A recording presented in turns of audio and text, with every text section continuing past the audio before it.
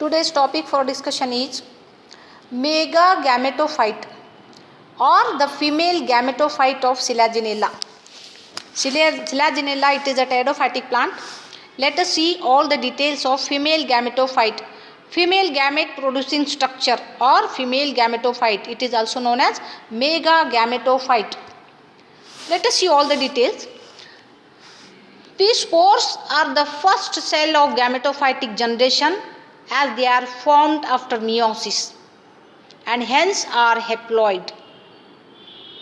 The megaspore, it is a haploid, and the megagametophytes are developed by the germination of megaspore. The development of megagametophyte is inside the megaspore or when megaspore is still in the megasporangium, or it is also known as endosporic.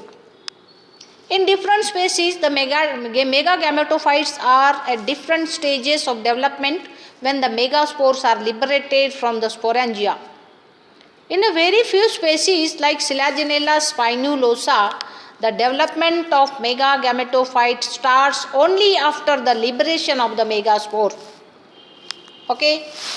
As the megaspore germinates, the nucleus divides and redivides but is not followed by wall formation. Thus, the division is free nuclear division takes place. The walls are later formed toward the apical region which becomes multicellular as photograph is shown here. The cellular tissue at the apex is separated from vacuolated tissue containing nutritive substances by a diaphragm. A few rhizoids develop at the triradiate mark, and there is difference in opinion regarding the function of rhizoids. Some botanists believe that they fix the megagametophyte to the soil, while others believe that they aid in the entangling the anthrazoids, thus helping in fertilization. There are different views about rhizoids.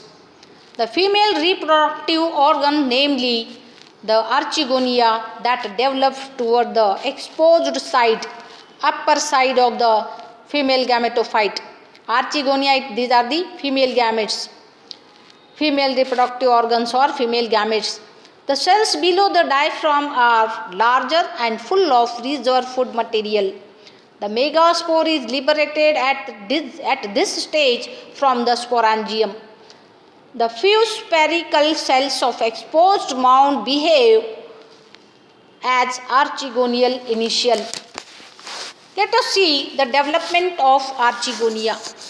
The archegonial initial divides periclinally into two: a primary cover cell, first cell is primary cover cell and second is central cell. The archegonial initial divides into two, that is, first is primary cover cell and second cell is central cell. The central cell now divides by a periclinal wall into a primary canal cell and primary venter cell. The primary venter cell divides to form venter canal cell and as an egg cell, as shown in the photograph. The primary canal cell does not divide further and forms a single neck canal cell. Meanwhile, primary cover cell divides by two anticlinal walls at right angles to each other, forming four neck canal initials. Each neck canal initial divides by transverse division to form two cells, neck canal rows. That is two celled. The outer four cells project outwards, forming cover cells. Thus, each archegonium consists of four rows of neck canal, a neck canal cell, a venter canal cell and an egg. Okay. Each row of neck is 2 cell in height. At maturity, the neck canal and venter canal cells disintegrate, which creates the passage up to an egg cell. This is all about development of archegonia.